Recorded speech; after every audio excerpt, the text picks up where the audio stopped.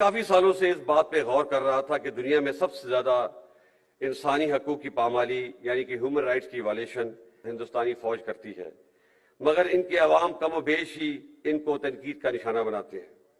اس کے برعکس ہماری فوج جو دن رات قوم کی خدمت میں مصروف رہتی ہے، گائے بگائے تنقید کا نشانہ بنتی ہے۔ میرے نزدیک اس کی بڑی وجہ 70 سال سے فوج کی مختلف صورتوں میں سیاست میں مداخلت ہے، جو کہ غیر آئینی ہے۔ اس لیے پچھلے سال فروری میں فوج نے بڑی سوچ و بچار کے بعد فیصلہ کیا کہ آئندہ فوج کسی سیاسی معاملے میں مداخلت نہیں کرے گی۔ میں آپ کو یقین دلاتا ہوں کہ ہم اس پر سختی سے کاربند ہیں اور آئندہ بھی رہیں گے۔ تاہم اس آئینی عمل کا خیر مقدم کرنے کے بجائے کئی حلقوں نے فوج کو شدید تنقید کا نشانہ بنا کر بہت غیر مناسب اور غیر شائستہ زبان کا استعمال کیا۔ فوج پہ تنقید عوام اور سیاسی پارٹیوں کا حق ہے، لیکن الفاظ کے چناؤ اور استعمال میں احتیاط برتنی چاہیے۔ ایک جعلی اور جھوٹا بیانیہ بنا کر ملک میں ہیجان کی کیفیت پیدا کی گئی اور ابھی اسی جھوٹے بیانیے سے راہ فرار اختیار کی جا رہی ہے۔ سینئر لیڈرشپ کو غیر مناسب القابات سے پکارا گیا۔ میں آپ کو واضح کر دینا چاہتا ہوں کہ فوج کی قیادت کچھ بھی کر سکتی ہے، لیکن کبھی بھی ملک کے مفاد کے خلاف نہیں جا سکتی۔ کیا آپ یہ سمجھتے ہیں کہ ملک میں ایک بیرونی سازش ہو اور آرمڈ فورسز ہاتھ پہ ہاتھ دھری بیٹھی رہیں گی؟ یہ ناممکن ہے، بلکہ یہ ایک گناہ کبیرہ ہے۔ اور جو لوگ یہ سمجھتے ہیں کہ وہ فوج اور عوام میں درار ڈال دیں گے، وہ بھی ہمیشہ ناکام ہوں گے۔ فوج کی قیادت کے پاس اس نامناسب جلغار کا جواب دینے کے لیے بہت سے مواقع اور وسائل موجود تھے، لیکن فوج نے ملک کے وسیع تر مفاد میں حوصلے کا مظاہرہ کیا اور کوئی بھی منفی بیان دینے سے اجتناب کیا۔ لیکن یہ بات سب کو ذہن نشین کر لینی چاہیے کہ اس صبر کی بھی ایک حد ہے۔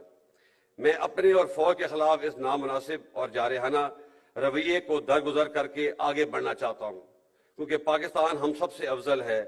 افراد اور پارٹیاں تو آتی جاتی رہتی ہیں، لیکن پاکستان انشاءاللہ ہمیشہ قائم رہنا ہے۔ فوج نے تو اپنا کتھارسس شروع کر دیا ہے۔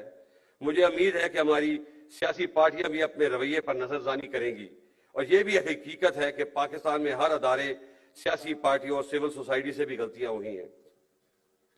ہمیں ان غلطیوں سے سبق سیکھنا چاہیے اور آگے بڑھنا چاہیے۔ معزز حاضرین، میں وثوق سے کہہ سکتا ہوں کہ پاکستان آج سنگین معاشی مشکلات کا شکار ہے، اور کوئی بھی ایک پارٹی پاکستان کو اس معاشی بحران سے نکال نہیں سکتی، جس کے لیے سیاسی استحکام لازم ہے۔ اب وقت آ گیا ہے کہ تمام سٹیک ہولڈر اپنی ذاتی انا کو ایک طرف رکھتے ہوئے ماضی کی غلطیوں سے سیکھیں اور آگے بڑھیں اور پاکستان کو اس بحران سے نکالیں۔ اس کے ساتھ ساتھ ہمیں جمہوریت کی روح کو سمجھتے ہوئے اور عدم برداشت کی فضا کو ختم کرتے ہوئے پاکستان میں ایک سچا جمہوری کلچر اپنانا ہے۔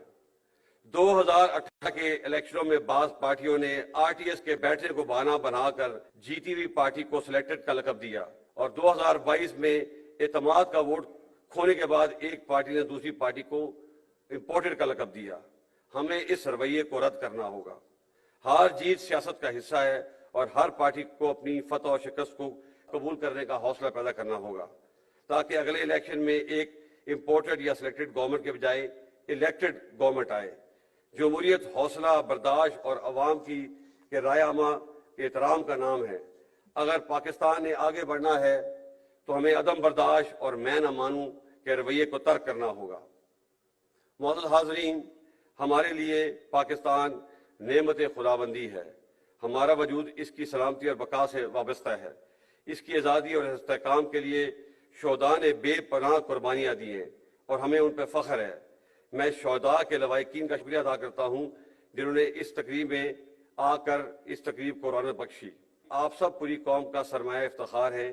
یہ تجدید عہد کا دن ہے۔ آئیے مل کر یہ عہد کریں کہ ہم اپنے شہداء اور غازیوں کی تابندہ تاریخ کو ہمیشہ زندہ رکھیں گے، اور مل کر پاکستان کی اور بہتری اور ترقی میں اپنا کردار ادا کریں گے۔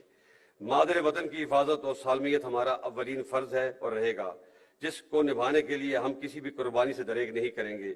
اللہ تعالی ہمارا حامی و ناصر ہو۔ پاک فوج زندہ باد، پاکستان پائندہ باد۔